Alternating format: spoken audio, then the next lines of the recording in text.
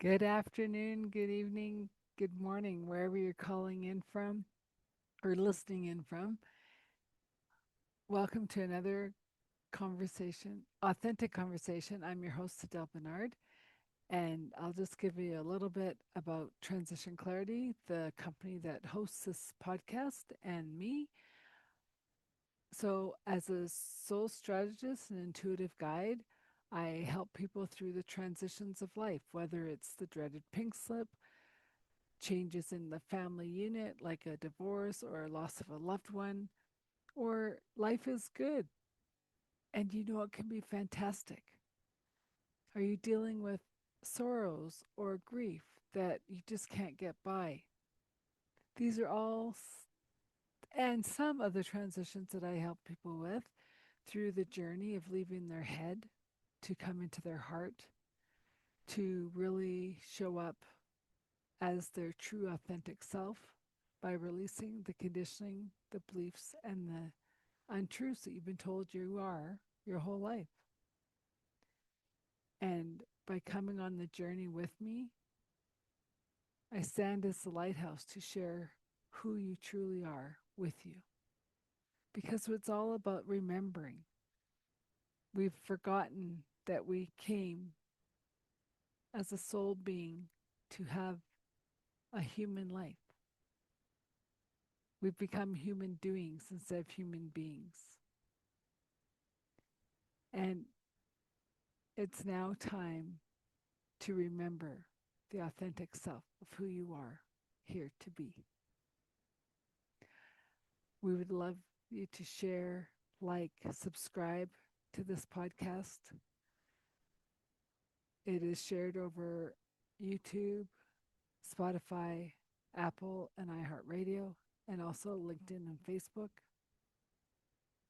And with that, I want to welcome our guest today. Keith Leon is a 12-time award-winning international best-selling author, co-owner of successful book publishing company, and a 57 times award-winning filmmaker. He is well known as the book guy because when it comes to getting your book done and using it as a tool for business growth, he is your guy. I am very excited for you to meet him and welcome him to the show.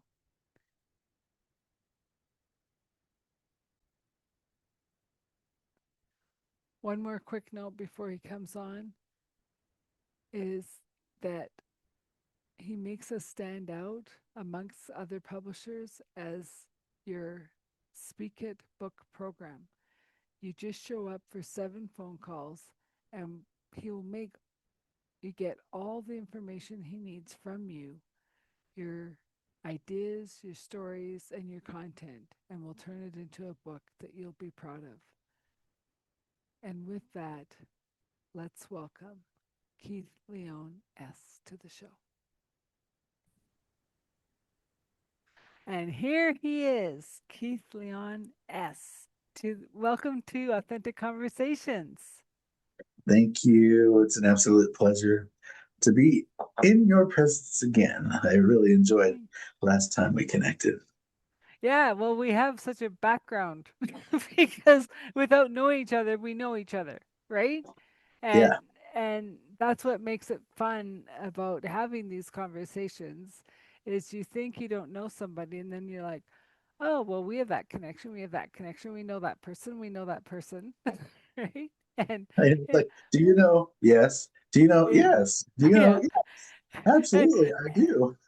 well, and this is what's so cool about having the podcast is there's no way I would have found some of the guests like you and others that were in my circle but not in my circle, and now like I'm just being referred out to so many people, and so I'm just so beyond grateful. And and I'm looking forward to connecting with the few we've talked about. So stay tuned to who he's going to give me on the show. So um but let's get into what you do as an author, of many, many books, a film Maker. creator, director, producer, everything that goes into that. Yep. How did you be, get into all of this? Right? And book publisher. Well, yeah, Um, like so how did like little Keith say, "Well, I'm going to grow up and be this," when I'm glad you said that because I really do have to go back to, I think it was 7 or 8. Mhm. And if for anybody who's read my book already, and if not, it's called Walking with My Angels, a true story. Mhm. I tell my story about it. My upbringing was really, really rough. It was really hard. Parents divorced at 2. Mom manic depressive, barely even got out of the bed. I looked forward to the manic because she would get out of the bed and we'd have adventures, and it was crazy. Like we could get arrested, crazy the stuff she did, but it was so worth it because the rest of the time was in bed just crying and weeping and sad, and it was just really, really bad. Uh, so I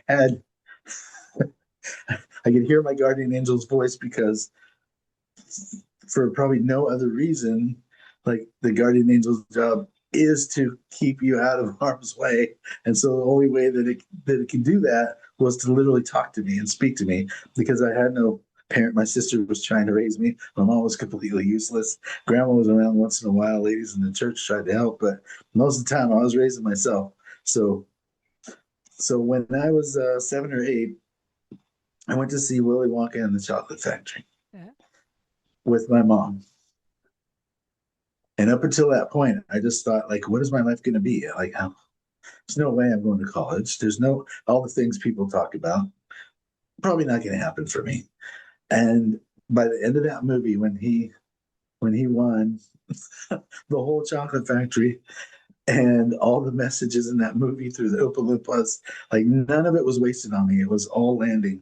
And by the end of that movie, I was like, so I get it. Like what you believe, if you have faith and you really, really believe, and now I'm hearing all the, my mom used to make me go to church, so I'm hearing faith of a mustard seed, happens as you believe, pray, believe in the have, and you receive. I'm like, all of this came once the credits were rolling to this film. It just all landed, and I was like, it just, as you believe, it is done unto you. I get it. And so I made a plan. My 20s and 30s, I was going to be a rock star. My 40s, I was going to be a speaker on the biggest stages with the smoking hot wife. And in my 50s, I was going to be a filmmaker because that was the one thing that my mom would do with me when a little older, is we would go watch films together. And we did a lot of that, watching TV and films together. So I was like, I really want to make films, but I want to make positive ones.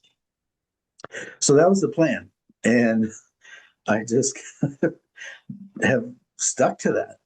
And so, in high school, I was like drinking and drugging. So I kind of didn't hear the voice as much, started to not believe in as much. And so by the time I got to 21, 22, again, I had to have a earthbound angel come, an etheric angel in the flesh come and spend time with me and teach me, take me from believing in nothing to believing in everything, said they would save my life. And once they did, I had to let them go. So that's a whole other thing I'll probably get into later. But uh, 20s and 30s rock star, was in a band, had recording contract, toured Japan. Everything kind of fell apart by the time I got to, like I said, 21, 22, and went through a deep, dark drug phase. It's really clear why that didn't happen. Because if I was in a rock band and I had access to all of those things, Yep. I probably wouldn't be here, Yeah. because Well, I it think got that bad enough I when I didn't have all that money. yeah, I think that goes is could be said for a lot of people. Yeah, yeah. However, 20s and 30s, I've sang with Stevie Wonder, Ben Vereen, Nancy Wilson. I've performed with Keb Mo.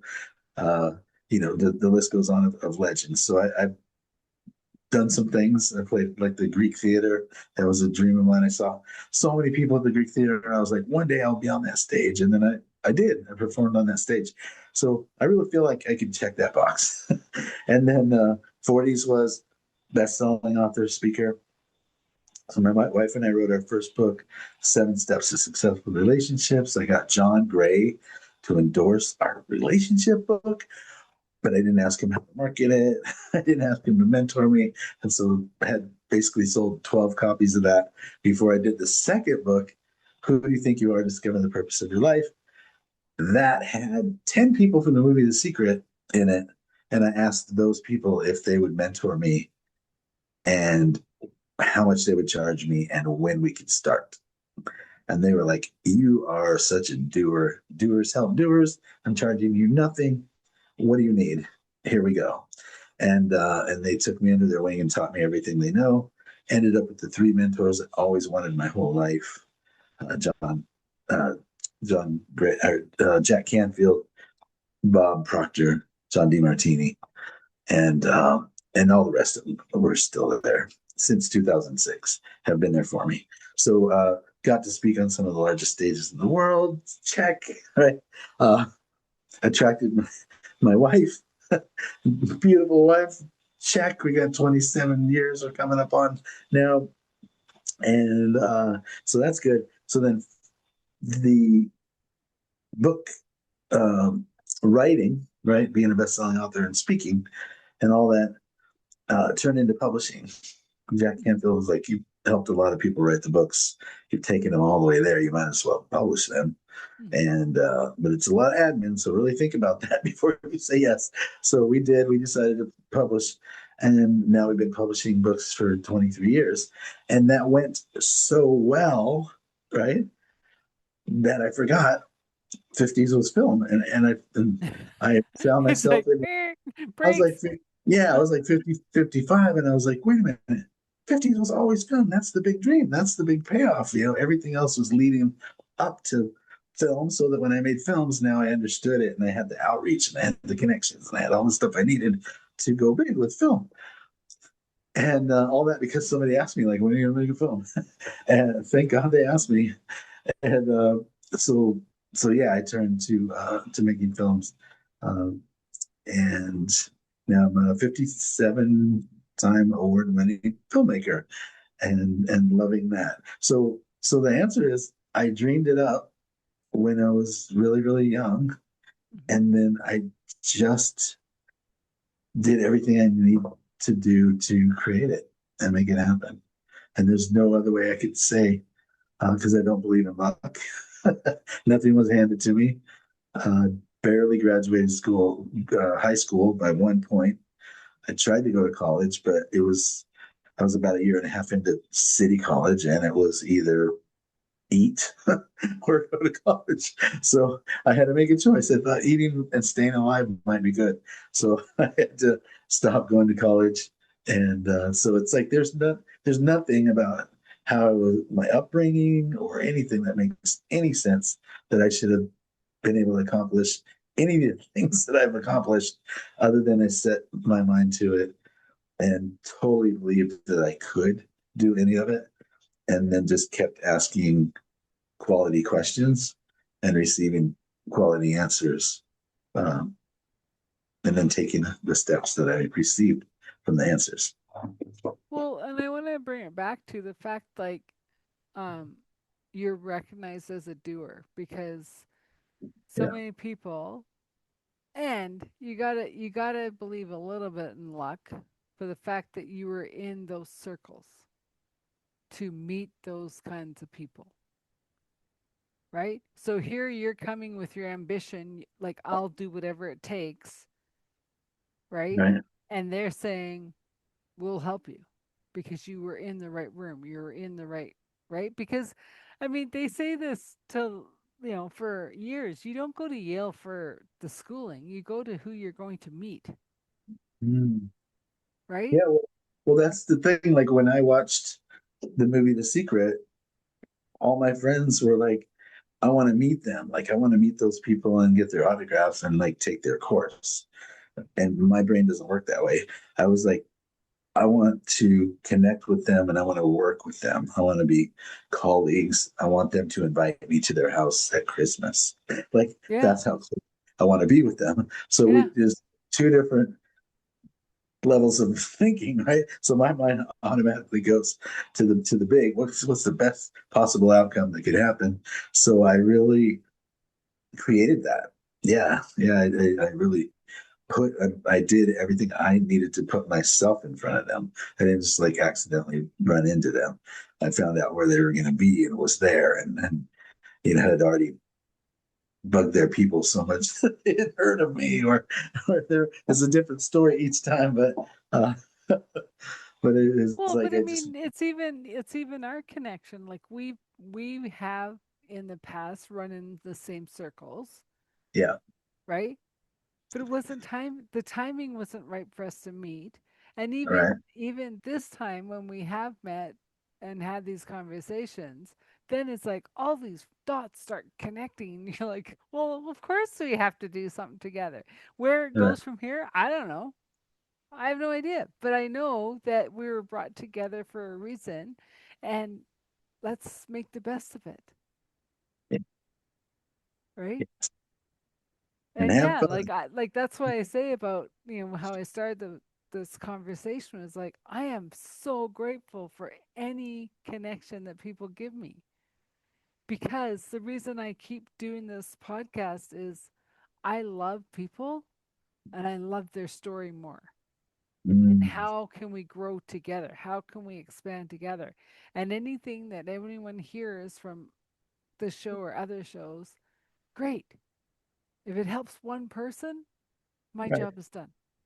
Then it was worth sitting down and doing it. Yeah, right? And Yeah. because a couple of weeks ago, I was like, is anyone even listening? I don't know. Mm, And then it's like, you have 500 downloads. I'm like, cool. On one platform. That means 500 shows. What? I don't know. I don't even know. I just say, I'm here. I'm doing the work. I'm manifesting what I truly want, right? mm, Because you were saying, I'm going to be a speaker, I'm going to be a writer, I'm going to be a producer.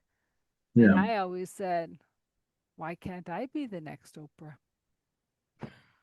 Right? Mm, In a different way, right?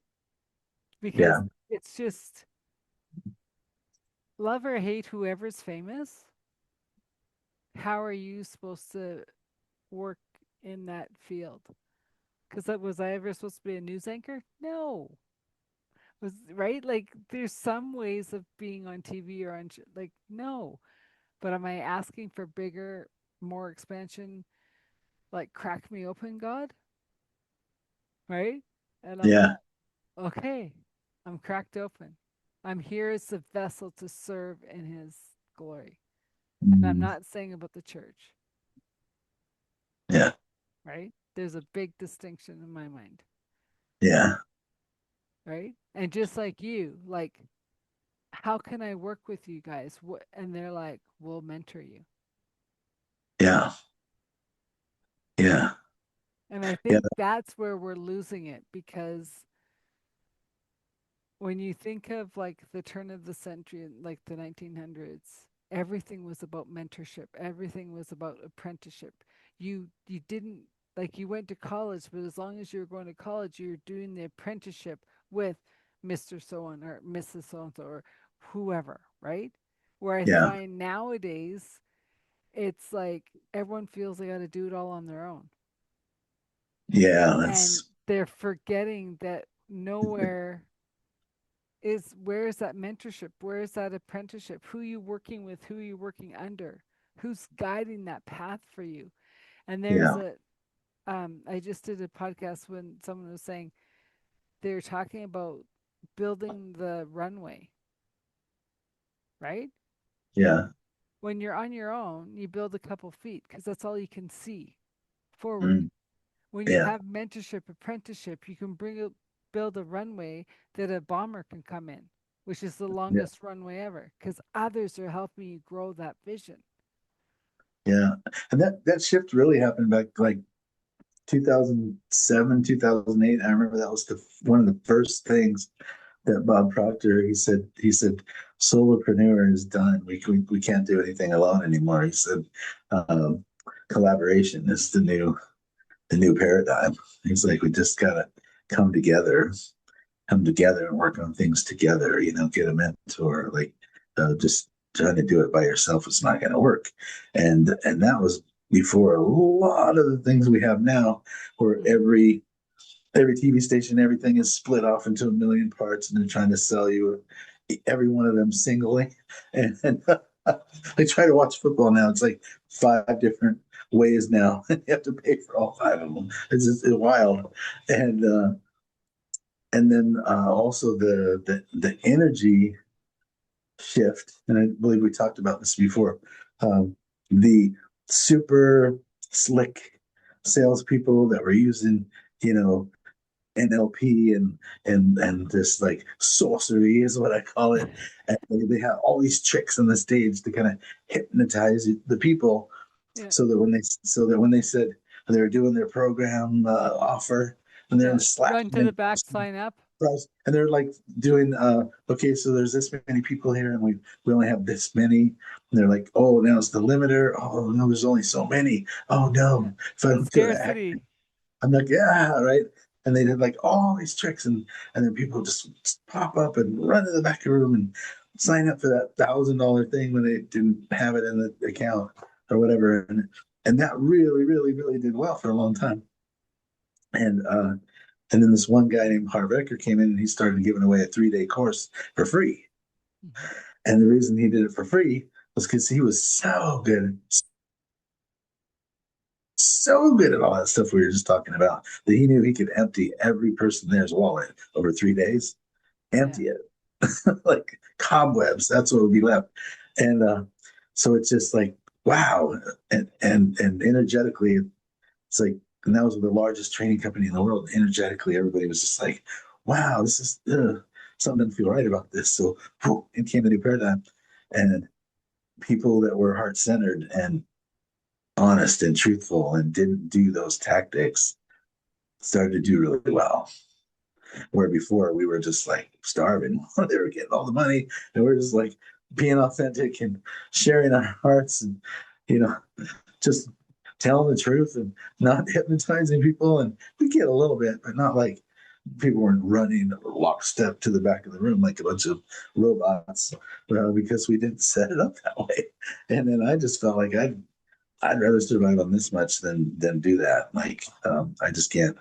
I'm not that guy, right? Well, So and there was I that I paradigm like shift. how you brought that up because a lot of those courses with Harv, it wasn't what he was selling on stage. For me, it was who I connected with, the songs that they put timely in so the shift would happen would get Yeah. me every time. And it was also in in like what I saw as a person who works with the soul of a lot of those people on that stage were broken. Mm-hmm. They could sing and dance and be the puppet they need to be, but if you said something the wrong way, they would crumble. Right? And it's just like, yeah, like, so you kind of go, well, do you want all that fame? And I was like, no, right?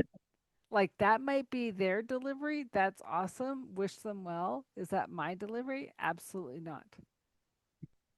Because I It gets want people to come into that sacred circle and be seen and be heard and be held, right?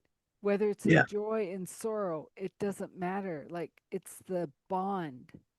yeah. Or how many people left warrior camp not in their body, Mm-hmm. right?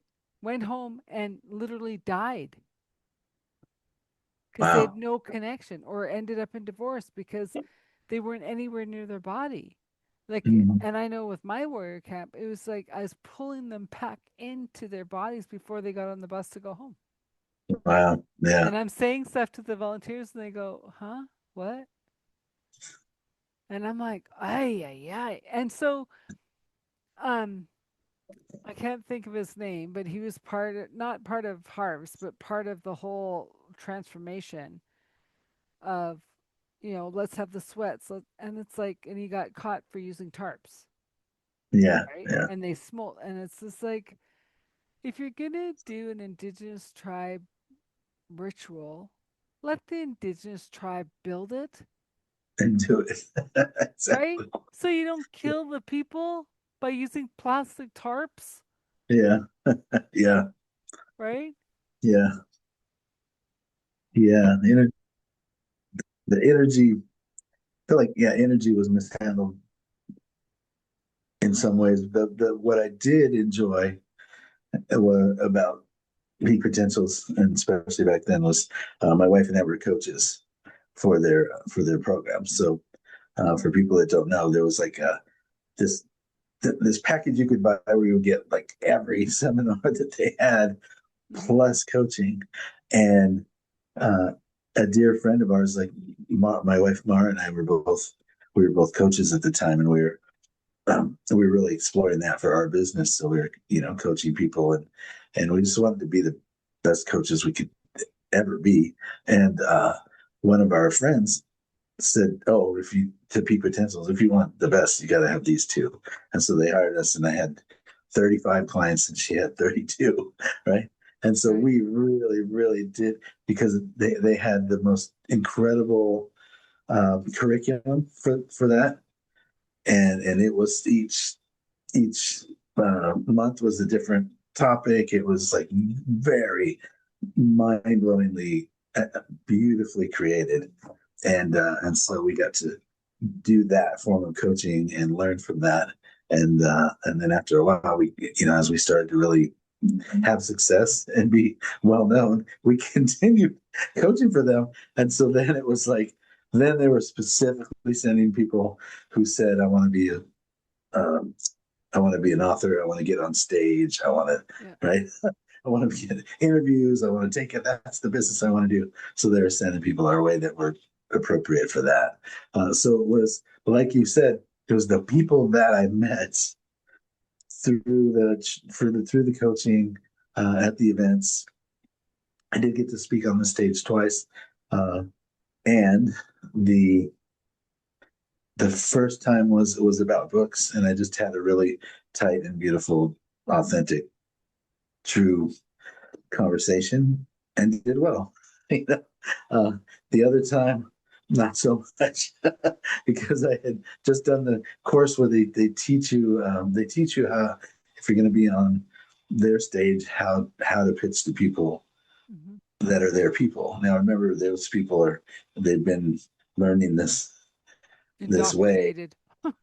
hypnotized, fear based, all that stuff, Yeah. and and so they teach you this template, and I was like halfway through that template, things were going well as far as in that room, but halfway through I was like, this is not me. I can't do this. I would just like have to go immediately take a shower if I continue, and I'm not sure that it'll wash off. I can't do it. Dang it! I can't do it. So I just stopped and said, I know you're used to hearing it this way, but this way is so authentically not me. So here's what you need to know. My wife and I are relationship experts. We got John Gray, the number one guy of all time, endorses our work. And when Harv was thinking, who in the world can do this piece, Mm-hmm. he hired me and her. So I feel like that's all you need to know. So if you really, really do want support with your relationships, this, then go back and sign up. And thank you for your time. So I just kind of wrapped it up that way. And nobody moved. It was like very, very little. We sold like a couple books, and maybe one person signed up for the program, and there was 1,000 people at cement. So it's like, no, if you do not do it that way, you will fail. And then I just Well, got I don't know if you'll fail because Keith Cunningham has been on that stage. uh-huh. He's not failing. He sold out his program every time. He doesn't sell Harv's Way at all. He comes off of 4 days with me or 4 years in university. You'll learn more with me. Right? Right? And it's funny because I knew people that took this course going, well, I don't have time for the university. I'll go to this course. Came back going, didn't know a thing he was saying. I said, because what do you mean you don't? Didn't hear, didn't understand anything he was saying. And here I'm like, oh, I love him. Right? Yeah. Yeah. Because, and then, like I would say, like, Rich Dad Poor Dad is Keith Cunningham's life, not Robert Kiyosaki's. Hmm. Right? And they go, what? And I go, read the front of the book. But I also have a different perspective on that because I lived that, right? I was the kid that my dad was both dads, depending on where we were in the cycle. We were the rich dad and the poor dad at different times, right? But it's, I mean, it just comes down to even like, um, when you're saying like people running to the back of the room, spending their money they don't have on this hyped up wish, Right. right? And it was just like ick, right? Because the cheapest thing about all these courses that they promote is buying the program. Mhm. It's getting to each one every 2 to 3 months, flying in, hotels, and you're just like, Feels, when did I yeah. become the rich and famous? Right? Right. I'm not famous and I'm not rich, Yeah. right? I was a rich and famous, and it just felt like the Las Vegas thing, right? Where they go and they lose it all, and then they're like just trying to get it back. I'm Yeah. just trying to get it back. Yeah. And you never do, Yeah. That was one of right? the things that as one of their coaches, they had to promise me, the people that I was working with, to leave their wallet in the room. And they weren't allowed to purchase anything unless they called me and we discussed it Yeah, before. well, if I'd Because gotten they hooked were up like, with no, you, no, but you don't understand. Like, if I'm not the first 15, and I said, that's not a thing. That's a tactic. I guarantee you, if you go back, you come to me on the break and we decide yes, and you go after the break, that there'll still be a spot for you. I 100% guarantee that. That's called a and even if you takeaway. come after the whole weekend's over and they're starting to pack up, there'll still be a spot to take your Yeah, money. exactly. So, so that was the thing. No, no, no. Leave it all in the room, because otherwise they would just always come back like, "Man, I did it again." And it was like they were addicts, you know, just Yeah. just seminar addicts, and yeah, it was hard to Well, watch. then you have the new ones coming out that they're like, oh, they're so amazing, and I'm like, it's half regurgitated. Like I was there with the original person. I don't need to rehab the regurgitated one, Yeah, right? yeah. And that's the thing too, right? Like, especially in coaching, it's like your experience and my experience is is how we show up for our clients. Mhm. We can't teach our style because they haven't lived our life, Right. right? And that's what I liked about our first conversation was that we both got the ick factor of like, ick, well, that's not who we are, Yeah, right? Like, yeah, it's like show up, do your work, enjoy your life because abundance is here for everyone. yeah. It's the mind that teaches us that we can't have it. And the people that were those events sometimes would be having their own events. So they would come up and they'd be like, first of all, you're the only one I trust in the room. Second of all, I'm having my own event. It's not going to be this big, but I would love to have you come and speak at it. And even after my wife and I stopped doing the relationship thing together, teaching about that, we still booked over the years another another few events because it was people that came back later and they're just like, oh, I remember seeing you at that thing. Oh my God, we're having Colorado, we're having a retreat. Will you guys come here and do it? And we look at each other and we go, yeah, that'd be fun. We'll do one Yeah. more. We remember Yeah. the stuff. That's cool. And so it's interesting how it was kind of the gift that kept on giving, but only the people that were an energetic match we would run into later. And isn't that how it is? Right. Uh, Especially because like I have an affirmation for the people that we attract to work with, and it really really works. And that is, I am now attracting clients who are a perfect match energetically. Hmm. They see my value and can easily afford to pay me. That's my perfect client. They're ready. They get where I can get them and what I can do for them, and then they can afford it. Because otherwise, it was just hard doing so many connection calls with so many people that weren't ready financially or energetically or ready to do their book. And and it just got to where I didn't have time to do any calls other than this specific thing. So I started saying that as a mantra. I did it like 100 times a day for 33 days, and then after the 33 days, as much as I could remember to say it. And then, my goodness, that was all the people that I was connected to were just like, oh yeah, yeah. And when it was a match, we could totally feel it energetically. And then they were like, man, I'm ready to go. And I can't even believe that I can do that for this much. Where before it was like, oh my God, really? So expensive. And I was like, huh? Because we do the You Speak It book program where you can speak your book in 7 phone calls. Like that's your commitment. And then you touch it a couple times after that, but that's it. And then a book that you're proud of, this beautiful, arrives at your doorstep 6 to 9 months later, right? And and we had like just the absolute lowest it could even be to even make a profit. And sometimes people were like, "Oh my God, that's so much," and I was just like, "If you had any idea what the cost of things are, you would never say that." Yeah. But then after the mantra, then it would be like, is that it? Are you kidding? Is that it? Like, that's what I hear. And I go, okay, all right, this is a match. Hmm. We're gonna do well because they see the value of what they're receiving, which is really important. Well, No but matter I what even the price think is. about where we reconnected through networking. Yeah. Most of those people can't afford you. Mm. 99% of those people can't afford you. I could afford that program probably, but Well, no, but you know what I mean? It's like, yeah.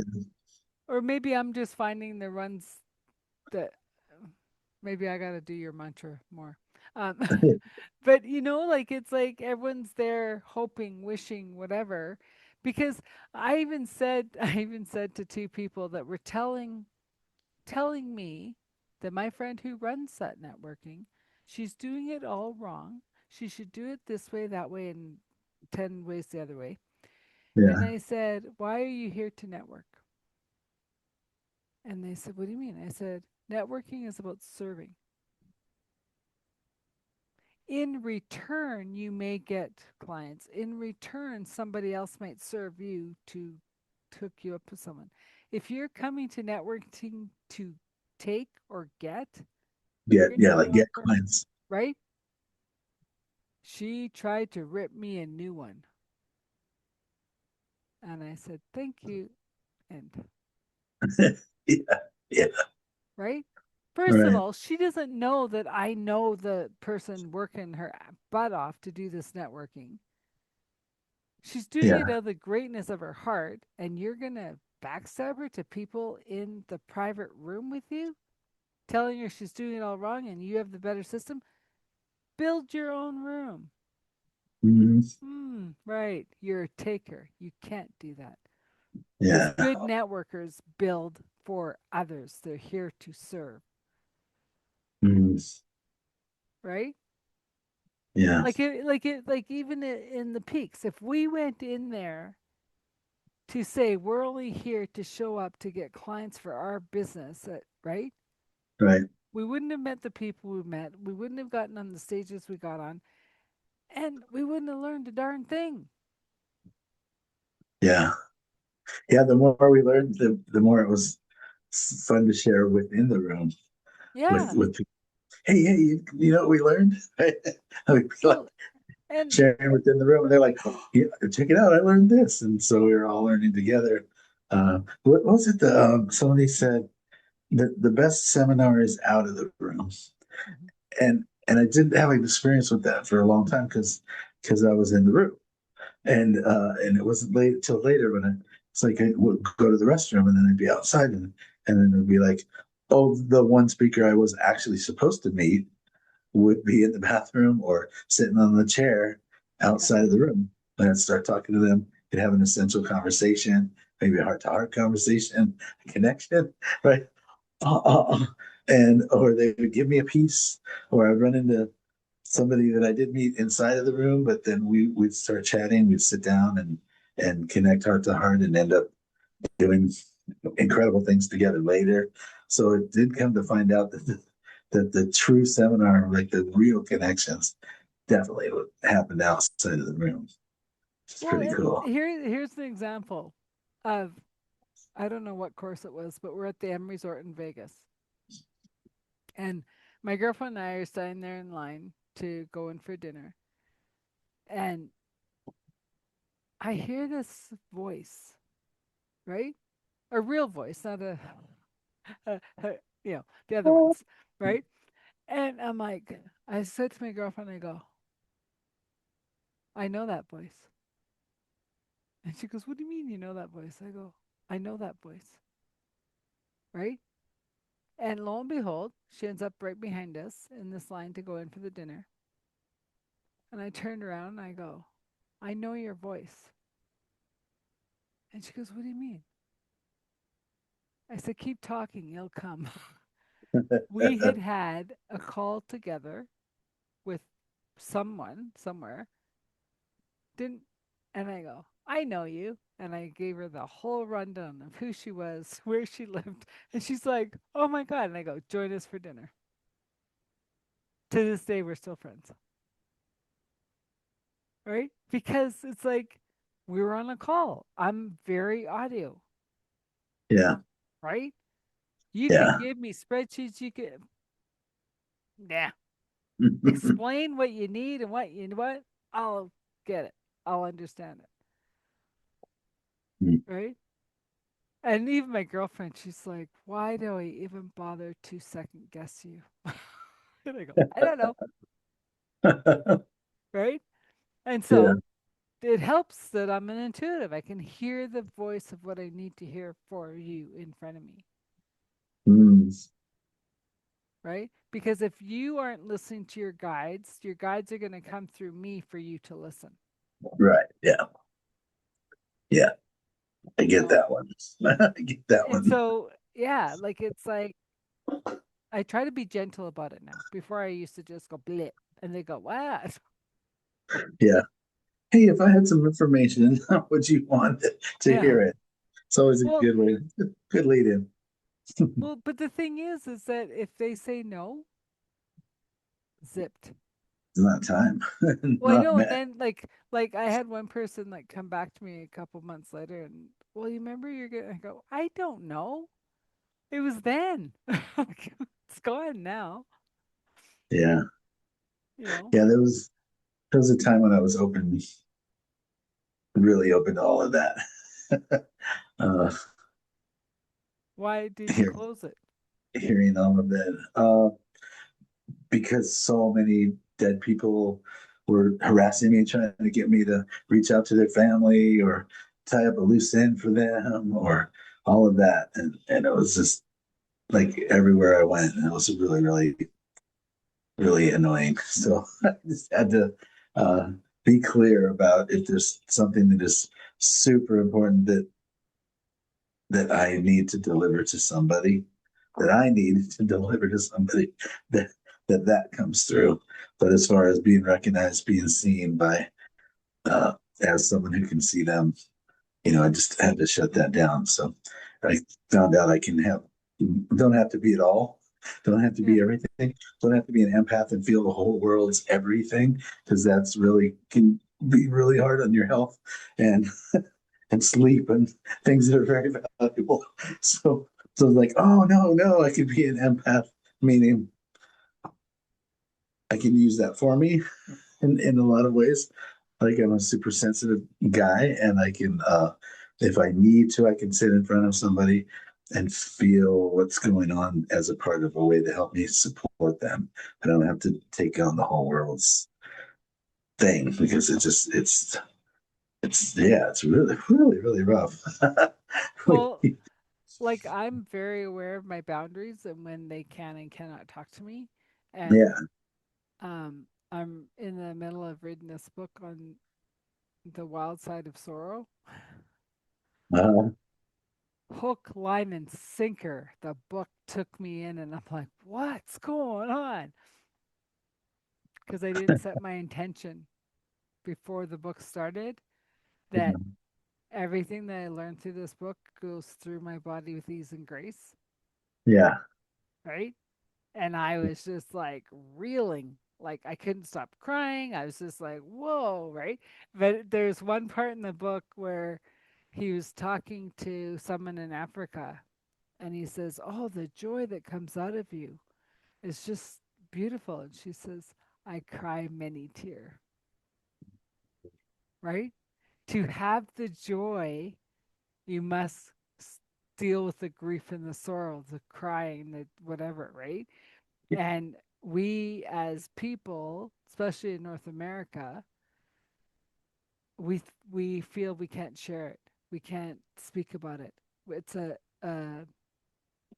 one thing, right? Mm. Like if you were able to go and talk to your neighbors as a little boy saying, "Help me with my mom. She has so much grief in her." Yeah. Your life might have been different. But oh, heaven forbid you say anything to anybody. Yeah. Oh, Yeah. I said help me with my mom a lot. That's how I got the some of the women in the church to help me. They're super sweet. So I learned a lot of things too with those women who kind of helped and supported. One of them was a baker. She would make homemade bread, and oh, just the smell of homemade bread to this day reminds me of her. And she would be like, "Hey, you want to help?" And I got to knead it and make it with her, and a lot of good memories. But things have shifted even since you and I believe, since you and I connected. I finished my second draft of the first film of my Walking with My Angels three film series. I Oh, awesome. finished the first manuscript, and I have the pitch ready and the pitch deck and the slide deck and just everything you would need to pitch it. And found a partner a few months ago that now I will be able to do that, be able to pitch it to the movie stations and the TV stations. It will be a match. Who Um, are you pitching it to? well, I'll be pitching it to, depending on if it's, I have the film and then I have the TV show. So I'm going to write the first pilot season for the TV show. And they're a similar subject, but a completely different way of presenting it. And so I think that the TV show would be more like a Lifetime, Hallmark, those type of channels. The film is definitely going to be huge. so Like Blockbuster. like Netflix, like Apple, like Prime, with somebody, and I feel like if they're smart, that they will do it as an exclusive, right? Like as their studio in 10 with mine, as opposed to having 10 studios come together. Because the three-part series, those have been going really well for a lot of years now, doing really well, and this is going to be one of those because it's even where it starts. It's my story, right? Then there's so much good energy through it. The attractor factor that people are going to tell people, oh my god, this film, you got to see this, and it's gonna grow because the energy is pure all the way through it. Even though it'll have angels battling and and all of that by film three, uh, it's still there'll be so much spiritual messages coming through things. People end up leaving the film talking about like, what do you think he meant when he said um, predestination. I wasn't clear about that. What does that mean? Right? No, it was clear. That means that before you come, you agreed it, right? Like those conversations happening after you leave a film.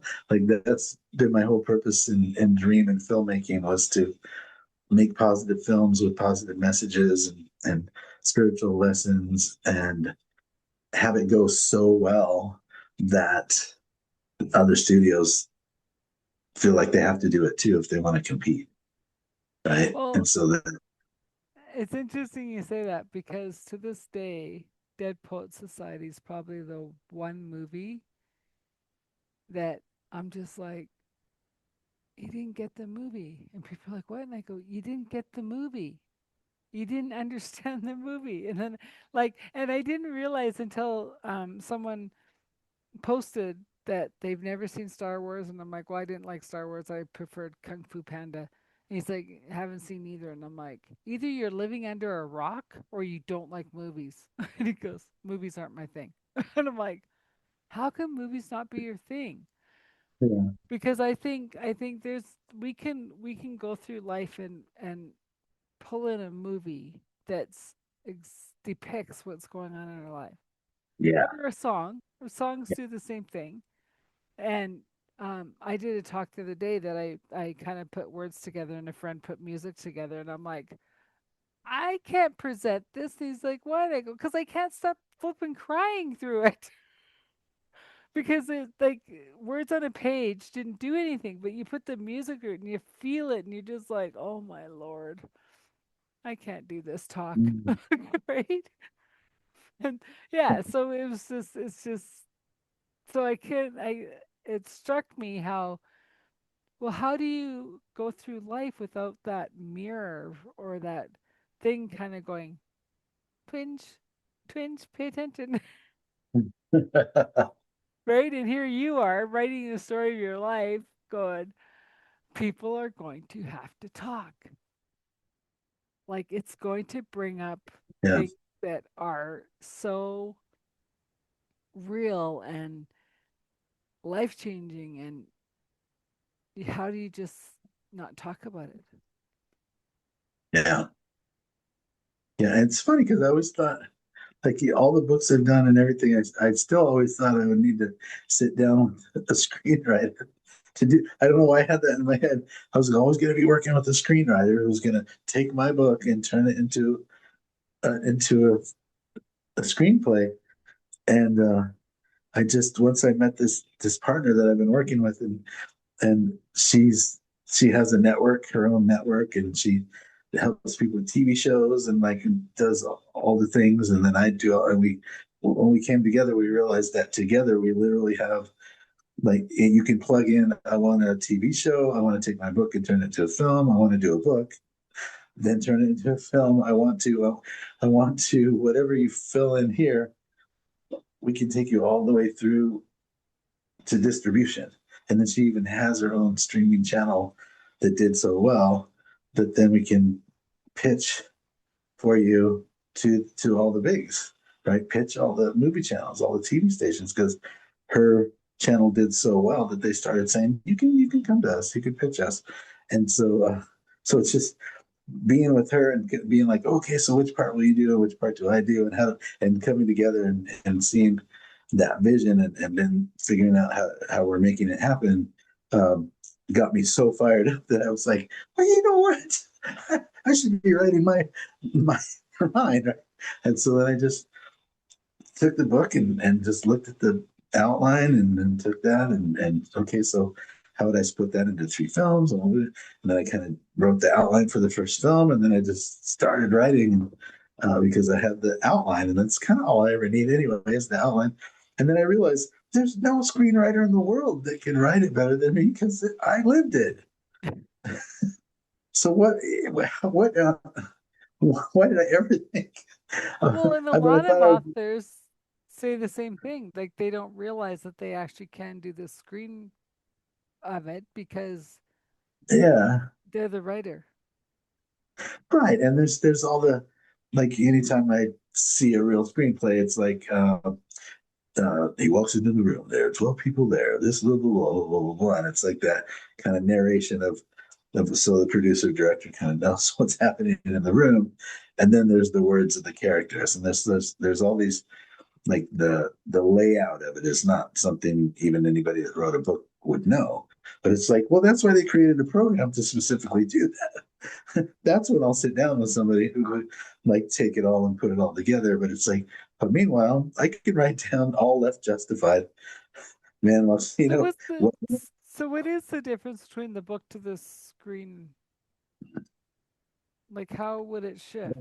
the book is, like 278 pages, and you can uh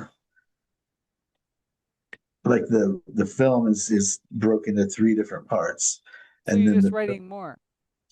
yeah, like the film, they always say like based on, and now I get why, because um there's the book that I wrote, and then there's the what people show up, and the films that do really well have, right? And so uh where my angel in real life was spending time with me and showing me miracles and doing all the things, but that was specifically for me. I knew at that time that he was also in a battle with a dark energy, but I was so focused on me trying to get it that I didn't get till many years later when I started writing this. Oh, I felt that dark energy ever since I was a kid coming after me. That's why my guardian angel was talking to me, keeping me out of harm's way. There was always a dark energy there. So that dark energy knows what I'm here to do on earth and all the good that I'm going to do and how many lives I'm going to touch and with this book, with this film. And so it's always kind of been after me, right? And I feel like it literally was after, like on him because he expressed it a couple times. And but he was like, but don't worry about it. He just didn't want me to worry about it. So I'm like, oh my God, that's so something to explore through the whole film, that dark energy, how it's showing up and how much it's showing up and how it gets bigger and bigger. And by the time he's working with me, like he literally has to battle it. like, Well, like and physically. I think people get caught in it also in health reasons, Yeah. right? Because you're not you're kind of maybe going through a little something and then like your body just goes I can't do anymore and then it's just like and then you go I think I'm done. It's like no you're not. We'll just clear that out, get you on your road again. But what I find is really interesting is how many people in the last couple years, it's just coming up more and more and more, are losing hearing, Mm. right? One ear, both ears. It's like so interesting because the spoken word is lessening as we move into 2027. And then you think of all these people that are trying to get through life, like how they used to hear everything and then it's gone silent. Well, not even silent. The worst part, like the one lady that I was watching, she goes, silence would be fine. But when people are talking untruth to you, we get this high pitched squeal, right? And then if it is truth and it's right, it's just like this low murmur. And I'm like, oh my God, that would be worse. I'd rather silence. Yeah. Right? Right? And so you think about doing your screenplay and it's just like stretching it. And it's like, well, no, it still has to be in truth, or we're gonna hear it as wee. Yeah. Yeah. But remembering, like when I remembered metaphors. I remembered, after meeting the angel and then years and years later, I remembered like all the key messages and the pieces, but not the conversations of then he said, then I said. That wasn't a thing until I got it's time to write the book. And when I sat down to write the book and I said, okay, then I'm an open channel, let's go. Then I could remember every word of every conversation that happened and I caught that, for the book. And it was like I was like, I'm possessed. It's the way I said. I was just like, oh my god. So it was just like flowing through, and the words were going, and I'm literally remembering every word that was said. But that wasn't important until I sat down to write the book. That would have just been a whole bunch of noise, right? I just remembered the key things that I was supposed to learn, the lessons, the valuable lessons. And so that's how it feels like now that I'm sitting down to write the film. It's like when I wrote the book all over again, like a whole nother level. Because I've read the book now so many times. I like to read it one or two times a year just to help me remember where I came from and why I'm here, and all Mm-hmm. the lessons that I learned. So I'll read it. So I remember all of that because I've read it so many times. So now it's that whole other level. Oh God, I do remember him saying that he was in a battle with the dark entity that was literally trying to take me out. And that was part of why he was sent there.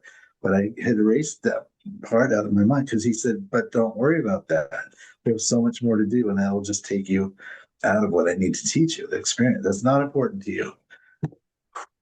But I was writing, I was like, oh my God, this guy was like giving me all that time, all that love, all that energy came came to me like patiently waited till I kind of befriended him, hanging out. I was a bartender. He'd come to this bar and hang out till we got to be good enough friends. And I was like, do you want to hang out after work? And then we're hanging out after work, and he finds out I barely believe in anything by now. So he has to kind of keep probing questions and asking me and find out what I do believe. So he knew where he had to start to finally then kind of start and then take like my stepfather who had died with this ring on that I had. He said, "Can I see that ring? Do you trust me? Can I see that ring?" Then he took the ring and put it in his hands, and then proceeded to tell me everything about my life from being born up until the day that guy died with the ring on. And he was like, "Oh God!" Oh, he handed me the ring back and said I could have went my whole life without seeing that. Oh, okay. Well, anyways, and there was no Google back when this was happening. Okay, Yeah. there was no way he knows any of those things about me. So that was just like the But first even with kind of, Google, they don't know those things about you. yeah. He just that was like the first proving something to me, and then to just keep at it, and then eventually finally say, "Do you trust me? Okay, this is why I'm here. Like I'm a real earthbound angel, and people call earthbound angels people that do good deeds. No, earthbound angel is, I was an etheric angel who dropped into a dead body of a guy who OD'd, who had Yeah. no family. Nobody would ever notice if I dropped in and assumed that body that anything had changed. Yeah. So then I took and so and there's more than just me, right? Earthbound angels are assigned to certain people to keep them from dying before their predetermined expiration date because they're here to do things that will make a difference on the planet. And if they die before they were supposed to, then those things don't happen and it has a not so great effect on the planet. That's what Yeah. he told me. And Huh? for the listeners, they're also known as walk-ins. Yeah, Watkins, exactly. um, So well, but that it's was a funny. lot. So speaking of walk-ins or whatever, Yeah. um, so I have a friend who channels Wilhelm, who's an archangel or whatever, and he said, "Oh, you don't think Eckhart Tolle's one of us, Right. right? We Yeah. needed we needed him to come because Mhm. you guys need the book to go to the Right. park and read." Right. And I laughed. I said, "Oh my gosh, like that is so funny, right?" Yeah. Yeah. Because we all have that gift of knowing, of hearing, of understanding, but we get into our humanness of the brain has to figure everything out, and truly it messes us up, Yeah. right? Like it's dropping into your heart and truly listening to the guidance that is here, whether it is that person that ends up in your life as the walk in, whatever, or Yeah. it's God directly talking to you. It doesn't Right. matter. It's Yeah. about listening. Yeah. How am I here to serve? the Yeah. highest good of all, right? I like to say, God doesn't care what you call it as long as you call it. Yeah. Well, and there's many times that I said, "Oh, I'm done with this podcast." Like, I'm done. Yeah. And then I get, "No, you aren't." And my inbox fills up again. I'm like, "Oh." Like, Uh, so, where is it going? I don't know. Maybe you'll make a movie. Who knows? But yeah. anyways. Yeah. So, I want you we got to start wrap. I know we can talk forever, but we should wrap up this conversation. Yeah. Um, Tell the people who are listening what you're offering for them. Yeah. You got it. Well, we've established that I am a book publisher. Mm-hmm. So if you have been writing a book and you have a manuscript and you're like, I would love to turn this over to the professionals, get it edited, proofread. Uh, we do that. That's where we start with people because during that process, you get to know us and our team, and we get to know you and your book. And if those things are a match, then we have a publishing conversation. So that's all the books that we publish. It started with us being the team of editing and proofreading and us getting to know each other and finding out if it's a match. We publish books that make a difference.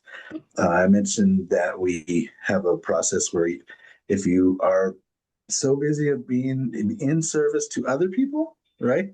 So you're a speaker, you're a functional medical practitioner, you're a healer of some sort, you're in service to other people, but you really need a book, but you don't have any time.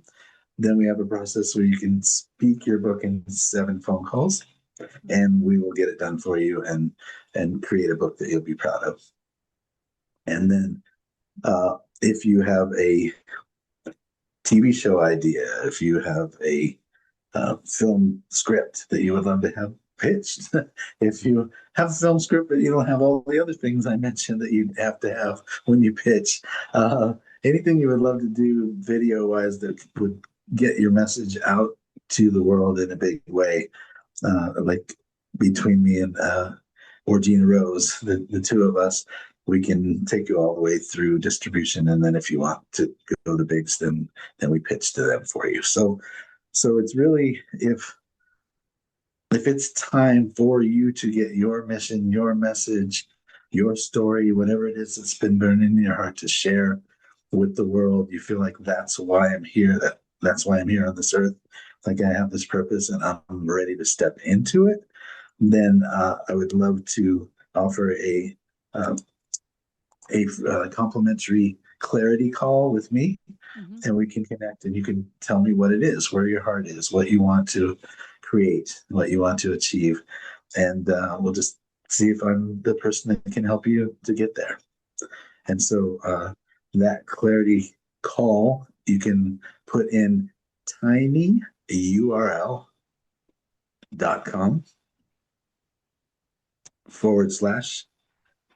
tinyurl.com/clarity call with Keith.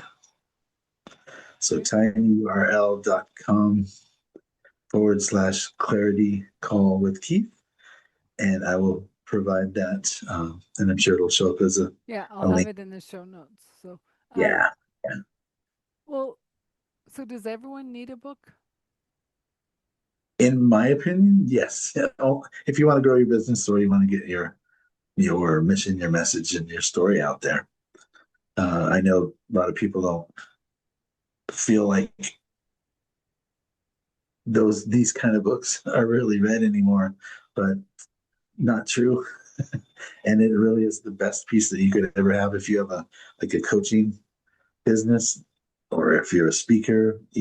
That's just a have to. You got to have that if you want to be able to get to that next level, to that next step. And people that use it as a credit, as a business card, the way that I teach them, Mm-hmm. there's like exact language to like I'll teach you. Their practices grow like by leaps and bounds because the one thing about a book, whether people read it or not, they don't throw it away. So if you give someone a book with an offer, like if you're a coach, hey, your first coaching session is free if you call me and tell me I gave you this book, right?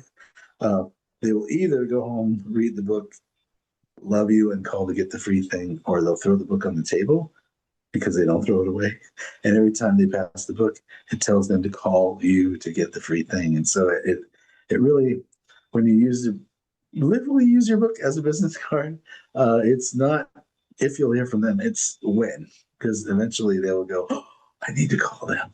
So I've been having so much fun for 23 years now, teaching people that process, how to use the book. And there's even down to the size of the book is so important. It's like 5 1/4 by 820 to 140 pages.